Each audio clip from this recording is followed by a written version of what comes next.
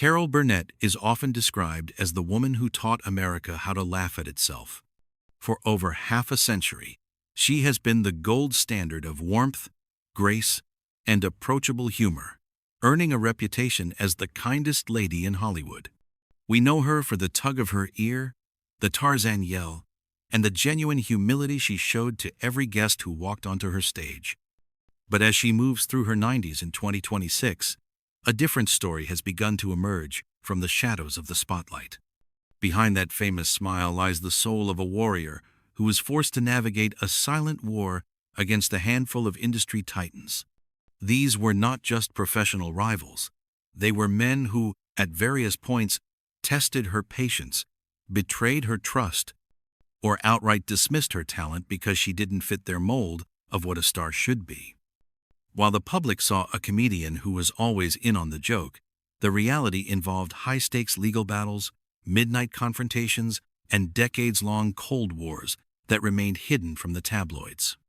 From a legendary co-star who let his ego overshadow their partnership, to a powerful producer who tried to erase her from the history of her own creations, the list of men who crossed Carol Burnett is as surprising as it is prestigious.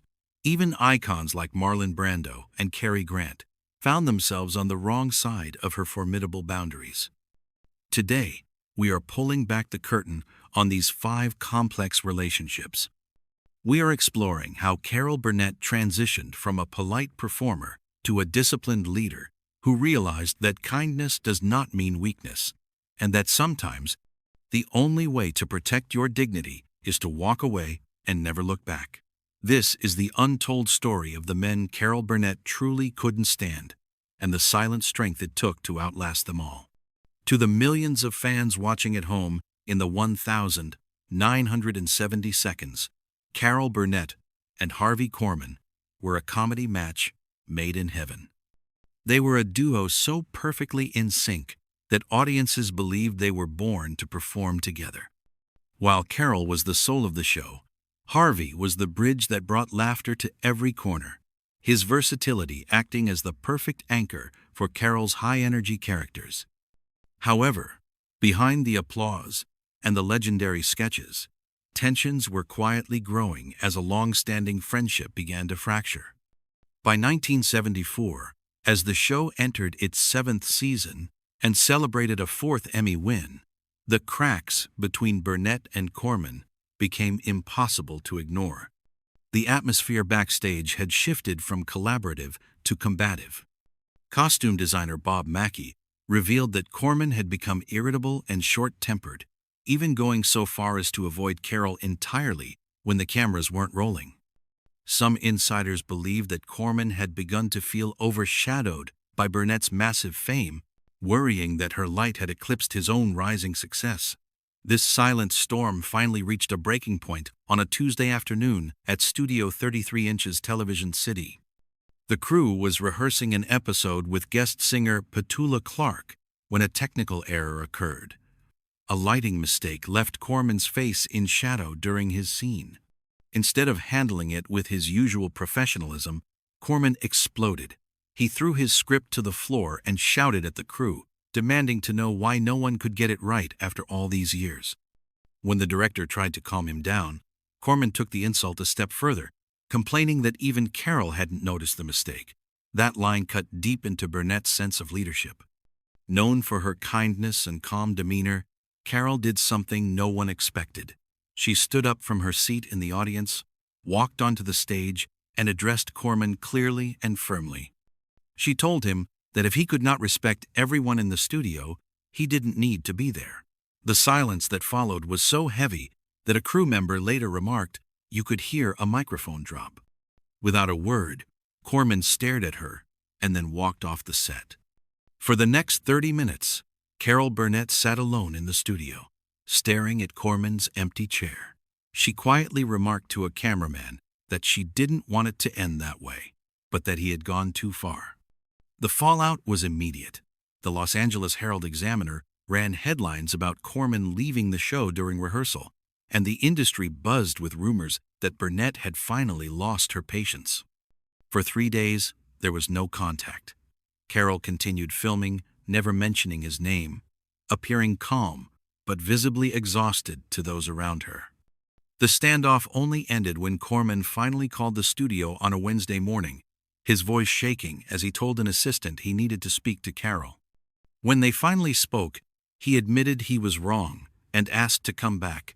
Though Carol welcomed him back with a hug at the next morning meeting, the damage was done. Those present could sense that the fundamental trust in their creative partnership had changed for good.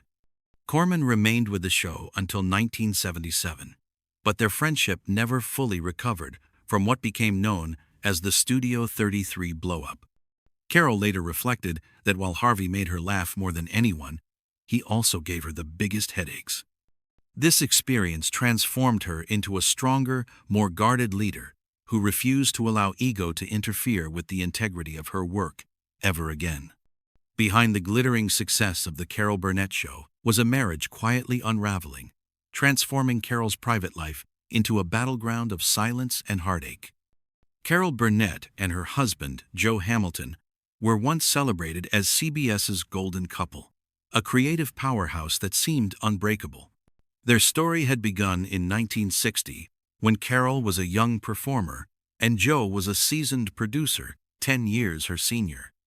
By 1967, Joe had taken full charge behind the scenes of her namesake show, acting as producer, mentor, and partner.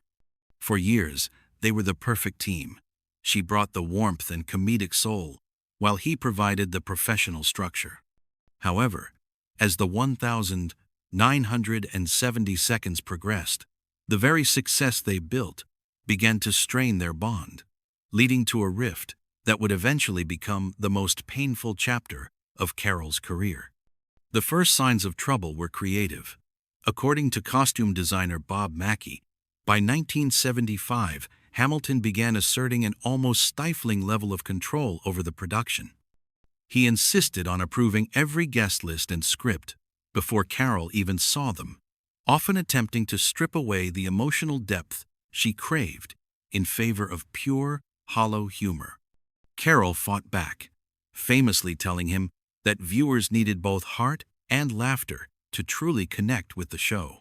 This creative distance soon bled into their personal lives. As the pressure of work increased, Hamilton was home less often, and by late 1979, the industry was buzzing with rumors of his infidelity. While Carol initially tried to ignore the gossip, she was reportedly devastated after overhearing colleagues discuss Joe's too friendly relationship with a young CBS editor. The true breaking point, however, was not just personal. It was a deep financial and professional betrayal. In 1982, while reviewing contracts, Carol's lawyer discovered that Hamilton had secretly created a separate entity, Hamilton Productions, in Beverly Hills. Under this company, he had been registering spin-off projects from The Carol Burnett Show entirely in his own name, effectively cutting Carol out of the ownership of her own legacy. The most egregious example was Mama's Family, a series based on one of Carol's most iconic sketches, yet she found herself without credited ownership. When Carol finally confronted him in their CBS office, asking if it was fair to take what they had built together and make it solely his, Hamilton replied coldly, "It's business, Carol, not emotion." That sentence ended their marriage. On the 3rd of March 1983, Carol filed for divorce, sparking one of the most complicated and publicized asset divisions in Hollywood history. Hamilton demanded full production rights and a massive share of the profits from The Carol Burnett Show. The trial lasted nearly a year, with the press documenting every moment of the fallout. Ultimately, the court ruled in June 1984 that Carol would keep the rights to the show's name, while Hamilton received 40% of the syndication profits. Carol's faint smile on the cover of People magazine echoed her heartbreak when she stated that they were the best team until he forgot she was more than just a business partner. After the divorce, she cut all professional ties with him, and though he passed away in 1991, Carol did not attend the funeral. She instead sent white flowers with a note wishing him peace, signaling that she was moving forward alone. Years later, she reflected that Joe had taught her the hardest lesson of all. In show business, love is never enough. You also need trust. One of the strangest and most unsettling chapters in Carol Burnett's career involved a man who was the antithesis of her sunny, television-friendly persona, Marlon Brando. In 1972, Brando was the most formidable force in cinema, having just redefined acting with his role in The Godfather. He was an icon of brooding intensity and unpredictable behavior, a stark contrast to the scripted, high-energy environment of Carol's variety show. The interaction between these two legends did not happen on a film set or at a glamorous premiere, but through a telephone line in the middle of the night, leaving Carol feeling outraged and vulnerable. It was a quiet summer night in July 1972, when the peace of Carol's Coldwater Canyon home was shattered. At 3 a.m., her housekeeper woke her, fearing a studio emergency. Instead, when Carol picked up the phone, she heard the unmistakable, deep voice of Marlon Brando.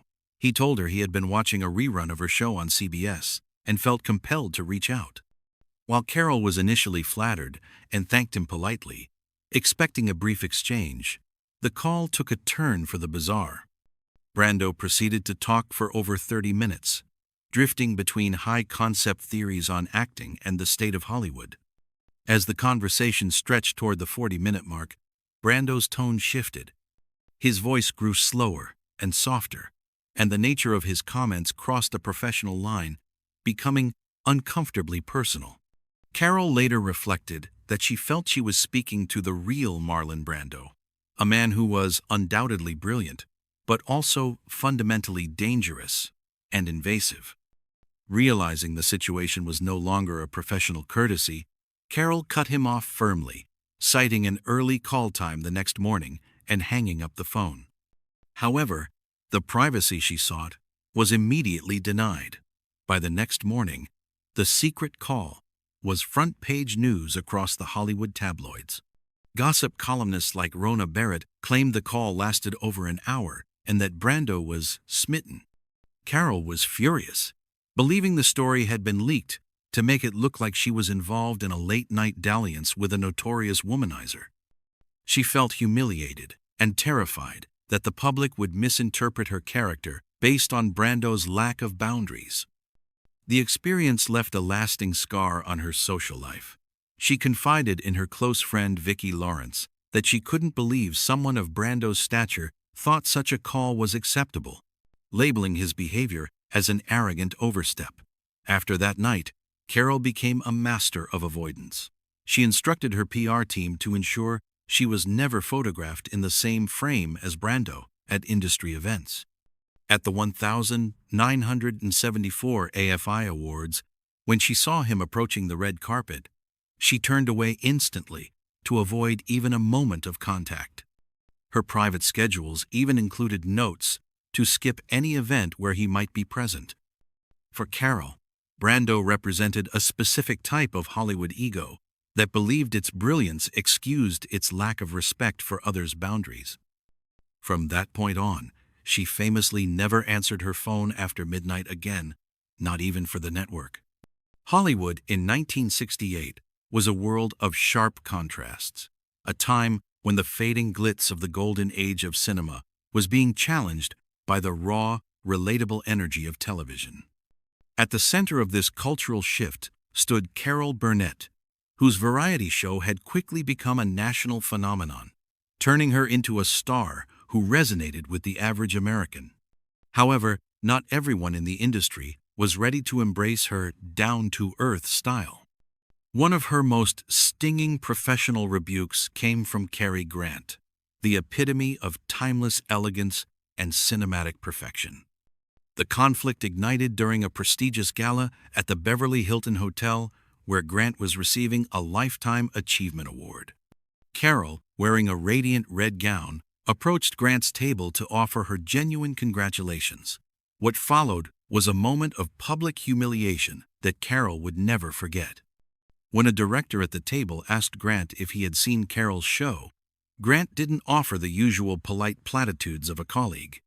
Instead, with a smooth but mocking tone, He dismissed her work as nothing more than waving arms and making faces. He admitted he couldn't understand why people enjoyed that sort of thing, effectively labeling Carol's comedic genius as lowbrow and overacted. The table fell silent as the weight of the insult settled. Carol, showing the composure that would become her trademark, replied that perhaps people preferred laughing with real folks rather than with perfection. While she walked away with her head held high, the incident created a rift that the industry quickly picked up on. Tabloids and critics alike fueled the fire, suggesting Grant looked down on the entire medium of television comedy. Grant doubled down on his stance in interviews, stating he preferred refined humor and felt television was trying too hard to be funny. For Carol, the sting of Grant's disdain was not just a personal offense. It was an attack on the very people she performed for: the housewives, the maids, and the ordinary workers who saw themselves in her characters. Her response was a masterclass in professional boundaries. When Paramount Pictures later offered her a lucrative role, co-starring with Grant in a 1970 musical, she did the unthinkable. She turned it down. She privately told friends she refused to work with anyone who looked down on women's laughter. She chose to let her success do the talking, winning 3 consecutive Emmys shortly thereafter, and proving that the faces Grant mocked were exactly what the world needed to see. Grant reportedly later admitted that Carol's strength made him feel uneasy, a testament to the fact that her people's comedy had more staying power than his outdated elitism. In the world of American television, one of the most glaring and bizarre mysteries remains: the half-century exclusion of Carol Burnett from the stage of Saturday Night Live. For nearly 50 years, the woman who pioneered female-led sketch comedy was never invited to host the iconic program, a fact many industry insiders saw as a deliberate and sustained slight by the show's creator, Lorne Michaels. To understand this Cold War, one must look back to 1975, the year SNL premiered. At the time, The Carol Burnett Show was in its 8th season and reigned as the top-rated variety program in the nation. While Carol represented heartfelt, character-driven humor that connected with the masses, Michaels was crafting a new era of edgy, cynical, and politically charged satire. The divide was not merely professional, it was ideological. Early on, critics suggested that Burnett should host SNL to bridge the gap between comedy generations, but Michaels allegedly dismissed the idea, claiming she did not fit the spirit of his show. Reports from within NBC suggested that Michaels viewed Carol as the face of old television, whereas he was focused on something rebellious and new. This dismissal fueled years of quiet resentment. In 1981, when it was reported that Burnett had expressed interest in hosting but received no response, the public was outraged. NBC issued a vague statement about choosing hosts based on content and tone, but few fans believed the excuse. Throughout the 1,980 seconds and 90 seconds, the relationship remained frosty. Carol, always the master of the subtle retort, once remarked on Larry King Live that perhaps she simply wasn't edgy enough for the SNL crowd. The tension peaked in 1991 at a Television Academy event where both were scheduled to speak. After Carol received a thunderous standing ovation, she remained seated and offered Michaels what the press called the coldest look in Hollywood when it was his turn to take the stage. It wasn't until 2023, during the lead-up to her 90th birthday special, that Carol finally addressed the snub with a finality that only a legend could muster. When asked if she regretted never hosting the show, she smiled and replied, "I guess they didn't need me, but I didn't need them either." That single sentence effectively broke 50 years of silence and sparked the viral movement number Invite Carol to SNL. Even as late as 2025, when Lorne Michaels framed the exclusion as a stylistic choice between Broadway and rock and roll, Carol stood firm in her belief that kindness and warmth have a power that edgy satire often lacks. She proved that one does not need the validation of the cool kids when you have already built the playground. As Carol Burnett continues to grace our screens in 2026, her journey serves as a definitive blueprint for navigating the treacherous waters of fame with one's soul intact.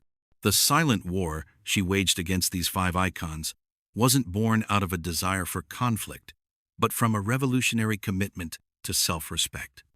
Whether she was firing a beloved co-star to protect her crew's dignity or walking away from a marriage that had become a business transaction, Carol proved that being the kindest lady in Hollywood does not mean being a doormat. She demonstrated that true power lies in the ability to set boundaries, even when it means standing alone against the titans of the industry. Today, her legacy is defined not by the men who tried to diminish her, but by the laughter she curated for millions of real folks who saw themselves in her work. Her 2023 reflection that she didn't need the stages that once rejected her resonated across generations, sparking a newfound appreciation for her brand of human comedy. As she celebrates her recent Emmy milestones and prepares for what she calls her final roles, Carol Burnett stands as a victor of the long game. She didn't just survive the egos of Hollywood. She outlasted them by choosing empathy over arrogance and trust over talent. Her story reminds us that, in the end, success is not just about the applause you receive, but the integrity you maintain when the cameras are off.